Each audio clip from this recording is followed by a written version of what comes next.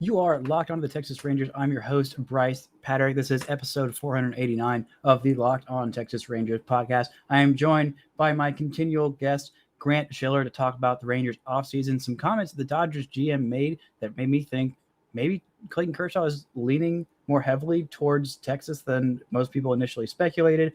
Also, of course, we do our random Ranger and what we think would define a successful offseason for the Texas Rangers. Coming up on this episode of Locked On Rangers. Let's get into it.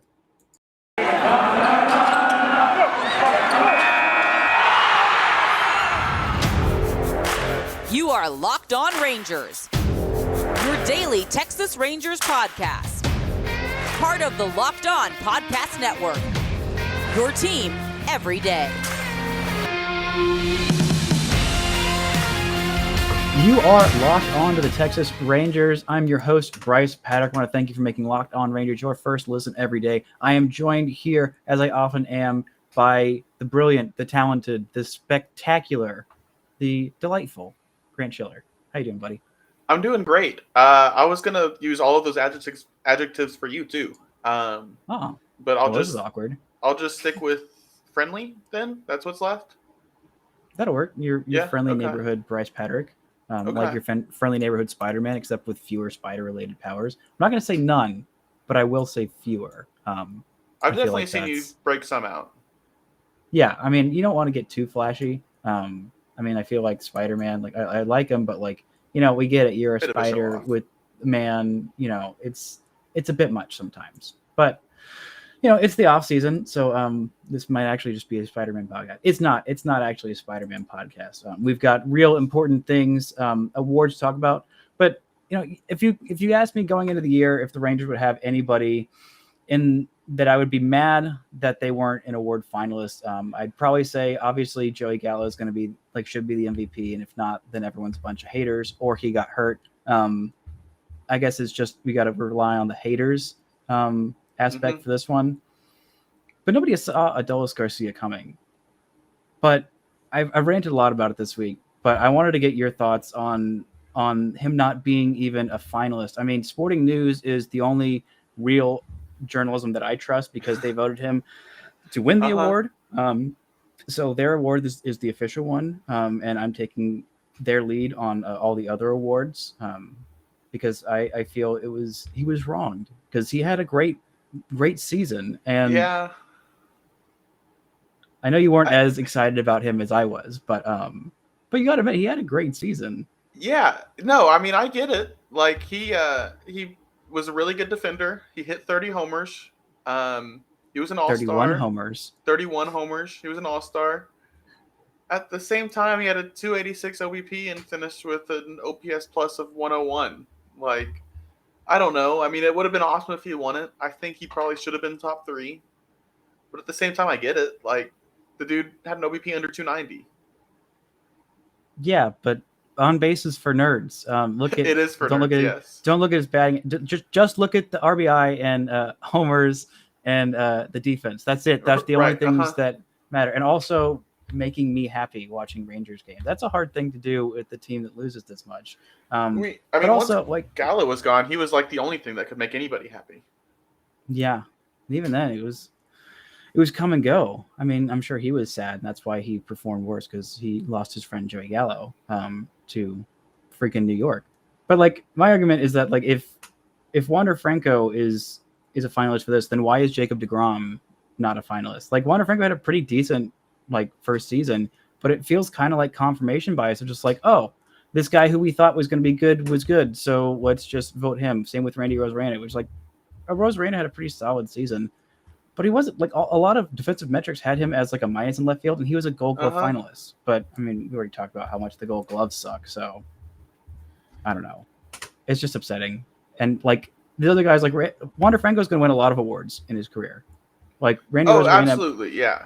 Might be a multi-time All-Star, but for Adele, it's this was his coming out party. This is his year to win it and have his name cemented among, the stars. And it was taken away from him. And I have a lot of words for the people who were voting on this award, which I have been told the list is made public afterwards. So I will have a list of names that I can question and cajole So now, should I hate tweet them? We got to wait until the award actually, when they announce their votes. Okay. But so, then hate tweet? I mean, I'm not going to actively discourage or encourage. Okay. Do what your heart tells you is right. Okay. That's the important thing always, especially when it comes to tweeting angry things at baseball writers. Follow your bliss as you were. Well, it's almost Hall of Fame voting season, so there's going to be a lot of angry tweets at writers from all sorts of people. Oh my God, this is Barry Bonds' last year on the ballot. It is. Which he shouldn't be on the ballot. He should be voted in already. He should have been in 9 years ago, right? He is. I know the steroid. There are so many people that are probably already in the Hall of Fame that did steroids that we don't know about. And Barry Bonds isn't like a tool. Like he is. Well, even if he is, well, he didn't bet on games. He didn't. I don't think there's any people in the Hall of Fame that like murdered anybody. He didn't drunk drive and then tell the police officer that he was a very important baseball person. Who did that? To my knowledge, Tony La Russa. Oh, right. Okay. Who's going to be voted into the Hall of Fame. He already is in the Hall of Fame, I think. Oh, he is? Yeah. You can be in the Hall of Fame while you're an active manager? If you had retired for 5 years before you came back, I guess you can. Did he really retire for 5 years and they brought him back for this? Well, yeah, because he retired after the World Series in 2011 that they lost to the Rangers. The loss was so heartbreaking, he retired. It shamed him. He's been out of the game for 10 years and they brought him back for that? Mm-hmm. Gosh. It's better than bringing back Ozzie Guillen, which was on the table for the dads. Yeah, the dads definitely made a wise choice. Speaking of the dads and their former manager, I believe it's in Jayce Tingler has signed with Minnesota to be their bench coach. So that's good for him getting another opportunity. I felt like sorry, go ahead. With Thad Levine, all ties there. But bum for him. That was definitely a tough first place to be, a manager, having all those personalities. And happy for the dads that they got one of the best managers in baseball to come in, come off a team that, has been winning and is very clearly going to punt for the next 2-3 years, and actually have an opportunity to be a winning manager. But good for the dads, I guess. Good for Bob Melvin. I guess, yeah. I mean, it seems like the A's are just going to tear it down. Tingler, I mean, it shows you just how, I guess, well thought of he was around here. AJ Preller hires him away to be a manager, and then Thad Levine brings him in as a bench coach. I know Hunter Pence, if you ever listen to his podcast, always raves about that guy. So he clearly made a big impression as a Rangers coach. Yeah, and you love guys that do that, and hoping that the next bench coach for the Rangers will also make a big impact, and help get this offense out of the mud, just like the hitting coach they just officially announced. But we're going to take a quick break. When we come back, we're going to talk about what big bats, or I guess medium-sized bats, any sized bats and players in general, we would like the Rangers to sign. What would define a successful offseason for the Rangers this winter? Coming up after this word from our sponsors.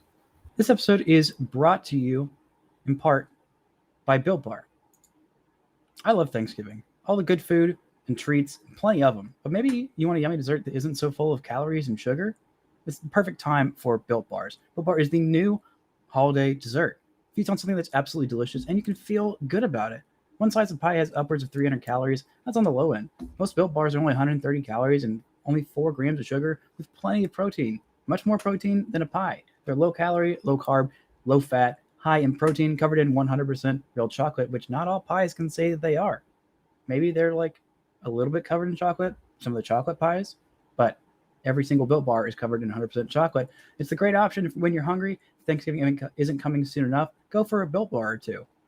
There are new surprises all month, including limited time flavors at Built.com. So check the site regularly. There's nothing like a Built Bar Black Friday. So mark your calendar. Black Friday will be a huge event with all sorts of surprises. Go to Built.com. Use promo code LOCKED15. You'll get 15% off your order. Use promo code LOCKED15 for 15% off at Built.com. And now back to my talk with Grant. And we are back with Grant Schiller, the OG Shill on Twitter, prospect analyzer, baseball knower, baseball appreciator at some point. Depends on the day, depends on the baseball. But we're here to talk about the Rangers offseason. There's a lot of holes to fill in this team, and I don't even really know where to start, except for I kind of do with expectations for. That's a great intro by me. I kind of don't know, but I kind of do. This is the hard-hitting analysis you get here on Locked On Rangers. Your team every day. Thank you for making us your first listen to of every single day, so you can hear me stutter and not do good with words. Kind of no. Yeah, kind of your team most days during the off season. But the Rangers have a lot of holes to fill.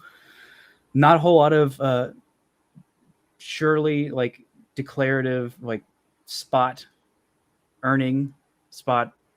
keeping for next year. I think Nathaniel Lowe is pretty much the only hitter that you're like, and even he is like he didn't super duper like establish himself, but the Rangers kind of committed to it, so it's more of a like, all right, this is what's happening, just buckle in because it's happening.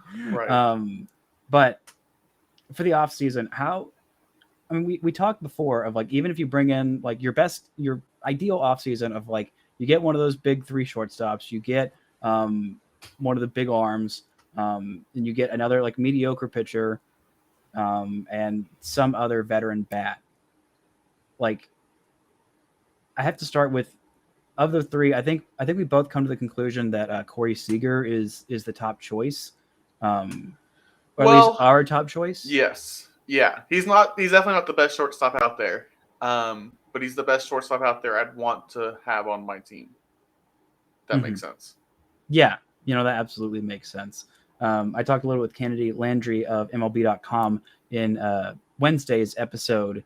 I'm trying to do my math because we're recording this on Wednesday and this will be airing on Friday, so I can't say yesterday. But she talked about how like Correa, she doesn't think that that's someone that's going to be at the top of their list, probably at the bottom, not because he's not the most talented, but just because they don't think that he's going to be looking at Texas. He's probably going to be either reuniting with AJ Hinch in Detroit or the Yankees. Or I guess it's basically just those two, because I don't think that the 5-year offer is going to be enough for anyone to sign him. No, that was the Rangers type offer, just a PR move of an offer that's never going to be signed, and you just want to be able to say that you tried. It's what the Nationals offered Bryce Harper. Yeah. Let me see how that worked out. Is that what they're going to offer Juan Soto when he comes to free agency? Or are they going to trade him to the Dodgers before then? He's going to have been traded to the Rangers for like, I don't know, AJ Alexy straight up before then, and the Rangers will extend him. That would be smart to, no offense to AJ Alexy, but I feel like that might be a trade that the Rangers would win long term. I feel pretty confident in saying that. Alexy's going to get more outs of the two. Well, I don't know. He's going to be, well, I guess, would he be DHing then? Probably. Ideally, I mean, there's a good chance he'd DH. He had a decent defensive season, his best defensive season, and he might end up winning the MVP. It's kind of wild how like Fernando Tatis Jr. went from like absolutely the best player in the National League to like, even though he still is a finalist, he's like, according to BetOnline, I think he's like plus 2,000. So like well behind the other 2 guys in the voting.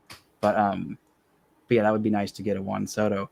But anyway, the Rangers need some big bats. They need multiple bats. What would a successful offseason look like for you, for the Rangers?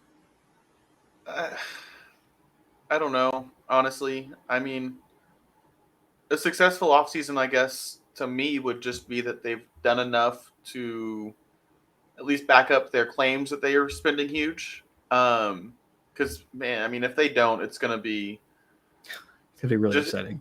It's just, I don't even know if it makes sense to spend this offseason. Like, we've talked about it. 2023 is probably not really realistic. Now, the free agency class next year is much worse than this year, which maybe you do invest a year earlier than you should. But But I don't even know if it makes all the sense to go big this offseason. But since they've talked this big game, it's going to just be so toxic and disappointing if they don't at least make a big splash with a couple other medium-sized signings, right? It would just be such a bad look again, and it would just a successful offseason to me is if I go into next season wanting to watch games. which I did this season. Like, I mean, that's fair. That's fair. This is a bad team. This is a hard to watch team, and they've got to get fans excited about something. Something that Kennedy brought up or Wednesday, whatever, someday, is when I asked her, because I'm like, why would they talk this big when, like, they're clearly in the tank? Everybody knows they're in the tank. Even the free agents that would be signing with them would know that they're in the tank for at least this year, or at least like this upcoming year, and maybe the year after that. And she's like, well, you got to give fans something, and they wouldn't talk this big if they weren't confident that they could get somebody. Like, right, but man, if you don't follow through, it's a big risk to set it up this way. Yeah, and I get they got to drum up some interest, but yeah, like you said, it's a big risk. And you know, there's one guy in particular that I really want, and some comments made by his I don't want to say former team. I mean, it's technically still his current team, but he is a free agent. Clayton Kershaw. I'm gonna get into what Andrew Friedman said about Clayton Kershaw and why they declined to give him a qualifying offer. Coming up right after this word from our sponsors. This episode is brought to you by BetOnline.ag. We're back and better than ever. A new web interface for the start of basketball season, and more props, odds, and lines than ever before. BetOnline remains your number one spot for all the basketball and football action this season. So you can head to our new updated desktop or mobile website to sign up today. Receive your 50% welcome bonus on your first deposit. Just use our promo code LOCKEDON to receive your bonus. From basketball, football, baseball postseason, NHL, boxing, and UFC, right to your favorite Vegas casino games. Don't wait to take advantage of all the amazing offers available for the 2021 season. BetOnline is the fastest and easiest way to bet on all your favorite sports. BetOnline, where the game starts. And now, back to my talk with Grant Schiller. And we are back with Grant Schiller, the OG, the brilliant baseball mind, the pitching mechanics understander, the good baseball. I don't know. I'm running out of the good baseball is how I have it on my resume. You are the good baseball. But speaking of good baseballs are the ones thrown by Clayton Kershaw, and it would be even better if those baseballs were thrown while he is wearing a Texas Rangers uniform. And right now, he is a free agent. He is the technical term isn't unrestricted, but I'm borrowing that from other sports, even though that's not the technical. It still counts because he didn't get the qualifying offer. And who knows what that's even going to entail after the next CBA. But the point is, I don't think they're going to start attaching things to unrestricted free agents. That would be backward progress, and I don't think the Players Association would go for it at all. But anyway, Clayton Kershaw, in case you don't know, he's a really good pitcher. He is a 3-time Cy Young winner. He is an MVP winner. He is the best left-handed starter of this generation by far, probably the best actual starter of this generation. I would say back issues and some longevity are the only things that might give someone like, I don't know, Justin Verlander or Max Scherzer the edge, but I still lean towards Clayton Kershaw because when Clayton Kershaw is at his best, he is absolutely just incredible, just ridiculously good and so much fun to watch. I mean, so much so that like there's so many, like every Clayton Kershaw start that I could watch when I had MLB TV, when Vince Scully was on the broadcast, it was literally like an iconic all-time combination of like, I'm watching one of the greatest broadcasters ever, Vince Scully, narrate one of the greatest pitchers of all time. And it was amazing every single time. Like, you really can't overstate how good he's been. Like, from 2009 to 2020, his highest ERA in a season was 3.03. That was the only time it was above 3. He had more sub-2 ERAs than he had above 3. That's absolutely insane. More sub-2 ERAs than ERAs above 3. Like, that's absolutely, like, ridiculous. Nobody does that. Like, right. Literally, nobody does that. But he could be doing that for the Rangers. This year, obviously, was not his best season. He missed basically 3 months due to an elbow injury. He hadn't had elbow injuries before. He'd had back injuries, which that's like always a little scary because back injuries, those are the ones that linger. And this current injury is scary too. Yeah, it's not like it's how was it, the ulcerative, the whatever ligament in the elbow that usually is Tommy John surgery. He's not going to have Tommy John surgery, and this is the first time that he's really missed the most. I guess it's some of the most that he's missed. He's had other seasons. I was about to say in 2020 he only pitched 58 innings, and I remembered, there was a 60 game season, so that kind of makes sense for him to do that. But this year he had a horrendous ERA of 3.55. Just a nightmare. Yeah, just absolutely horrendous. And his rookie season, he did have a terrible, ungodly 4.26 ERA in 107 innings as a 20-year-old drafted out of high school in like a year and a half in the minors, and comes up at age 20 and pitches 107 innings. And nearly has an ERA plus of 100. It's at 98. So his ERA plus has been above 100 every single year, with the best year being 2016. That was when he pitched just under 150 innings. One of the only times he's done that throughout his career when he's been healthy. He had a 1.69 ERA that year. in 149 innings, he walked 172 and walked 11. You mean struck out 172? Struck out 172 and walked 11. It's just insane. It's stupid. This guy is just insanely good. His walks per nine of 2.2 is incredibly solid. It's 0.7 home runs per nine. Hits per 9 innings for his career under 6 or under 7. And his strikeouts per 9 just under 10 at 9.8. This guy is just ridiculous. I think when he struck out 300 batters in 2015, that was the first time anybody had done it. I think since Nolan Ryan. A couple other guys did it later on, but it didn't mean as much because they weren't Clayton Kershaw. But anyway, I was going to talk about what Andrew Friedman said. Like I said, I always get caught up. Just like you look at Clayton Kershaw, there's certain guys like a Barry Bonds, like Clayton Kershaw, like even an A-Rod. Just like looking at their baseball reference page, it's like, this is disgusting. I need to do this like alone, like not when I'm on camera, because it's just like I need to just like stand there with my mouth open at how ridiculous it is. Just gape at it. Yeah. Mm-hmm, exactly. But anyway, Andrew Friedman, the Dodgers GM, he made some comments about why they didn't extend a qualifying offer to him. They said, quote, "I think just with our respect for him and what he's done for this organization, that wasn't something that we wanted to do and put him on that kind of a clock when he wasn't ready for it. If he wants to come back, we will absolutely work together to make that happen. If he doesn't, for whatever reason, that's his right. He's going to drive a lot of what he wants to do next year." So, end quote. That is why they wanted to give him some leeway. And, gosh, I wish this team was a little bit better, because then there would be some like a lot more legitimate draw. I think there really is, like, because he lives here. He grew up here. He's from Dallas. He went to Highland Park. Although he might be, I don't know how close he and Matt Stafford actually are, as opposed to just how perceived. They played together, close. Right? They did play together, football and baseball. I believe Matt Stafford was he a pitcher? I think he might have caught for Clayton for a little bit. I believe Stafford was Kershaw's catcher and Kershaw was Stafford's center for a bit. Yeah, he was, which is wild because he's so big and kind of was gangly in high school. So why was this kid a center? But it's Highland Park. There's not always the biggest, beefiest kids, but they still end up doing really good in football. But I feel like that's a lot more indication of like he's really seriously considering coming home. And I think the Rangers know how big a pull that is, and the pull to, actually live where he wants to live all the time. I mean, not that he doesn't love living in LA, because like living in LA is pretty good, especially if you're a guy like him. He doesn't strike me as a guy who's like, I love the fame. I want everyone to know who I am. Like, look at me.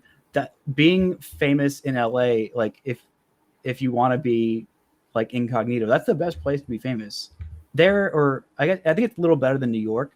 Because like in New York, everyone I think is like, who cares if you're famous? Screw you, get out of my way. I'm just trying to take the subway here. But in LA, it's like, oh, I guess that's There's Clayton Kershaw. Oh, look, there's Tom Cruise. There's whoever other famous people are that live in Los Angeles that I can't think of anyone at the moment. There's Matt Stafford.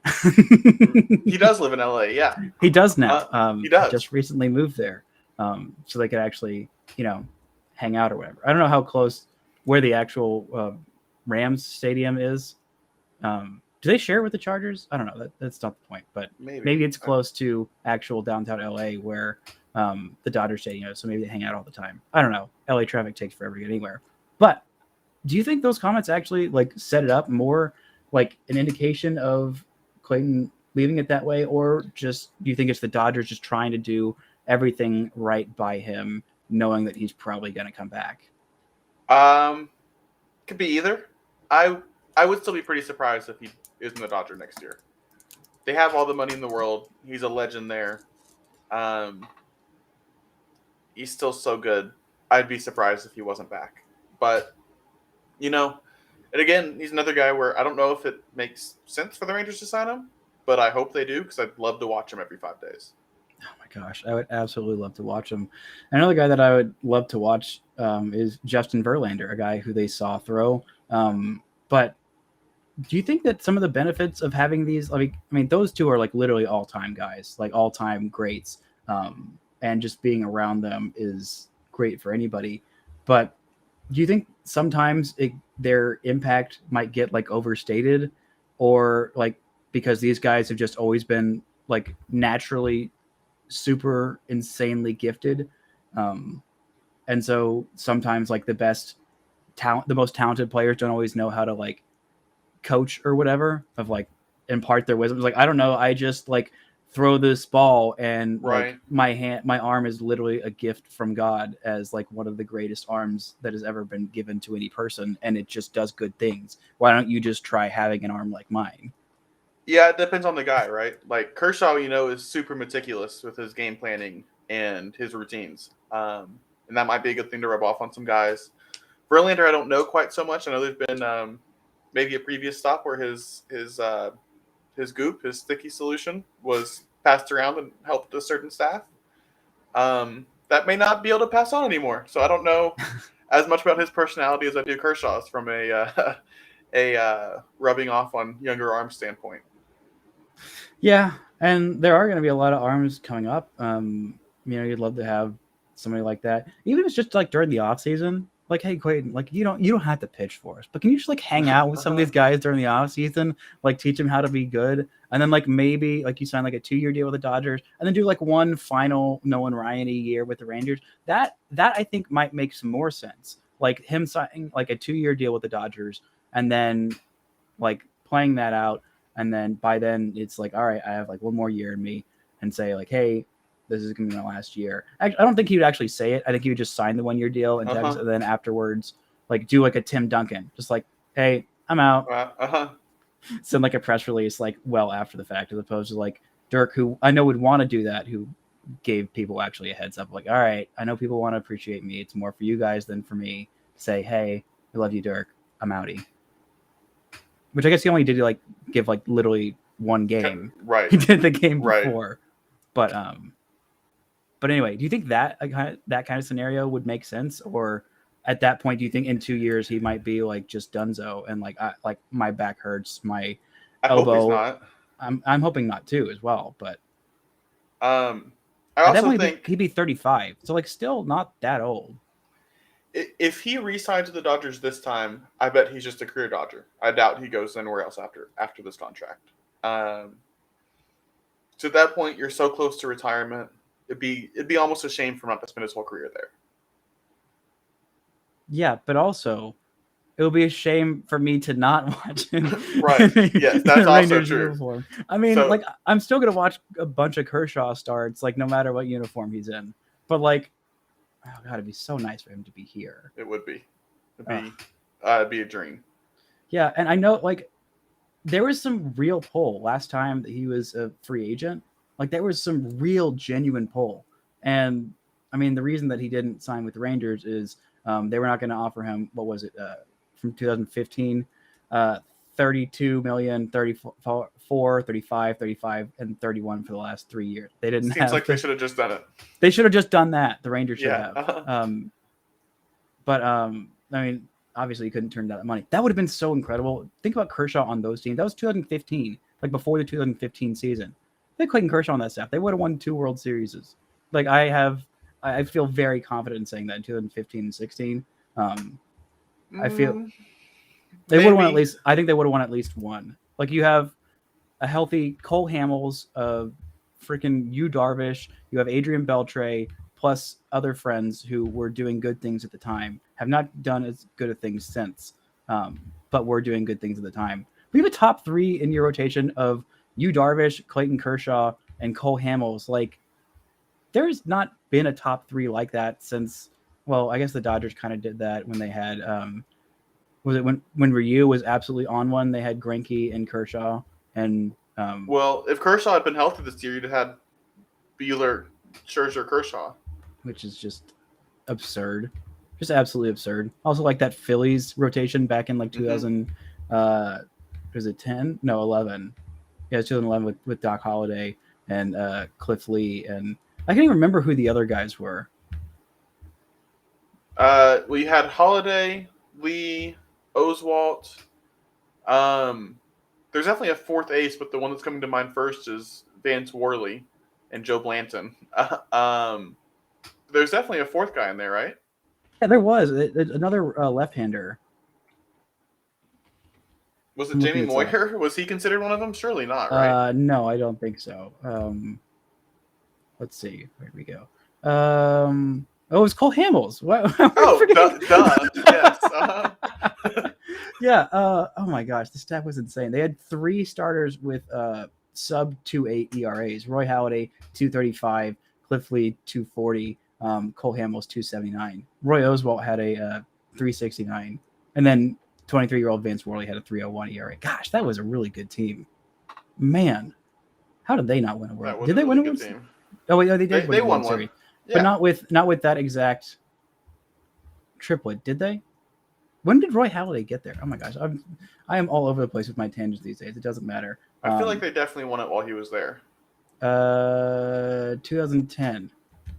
He did not win a World Series. I think he got there just after. Yeah. Really? Okay. Yeah, he was in Toronto for before then. So, anyway, random Phillies tangent on a. This is definitely a Texas Rangers podcast.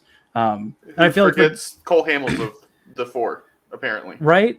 How do we forget? I think we were just talking about him on the Rangers. Like, oh yeah, no, he was a Ranger and not not a Philly like he was for the vast majority of his career. Who I believe he's still trying to make a comeback next year. I think so. He supposedly looked really good at his tryout last year, but then he got hurt again right after. Well, Rangers, I mean, I don't know how much worse he'd look than like the last time that he was here. And he got traded for a guy who was immediately put on waivers and then looked pretty decent the next year, which I'm still disappointed about. I get it, but I'm still disappointed. I'm allowed to be disappointed, and I will continue to be disappointed.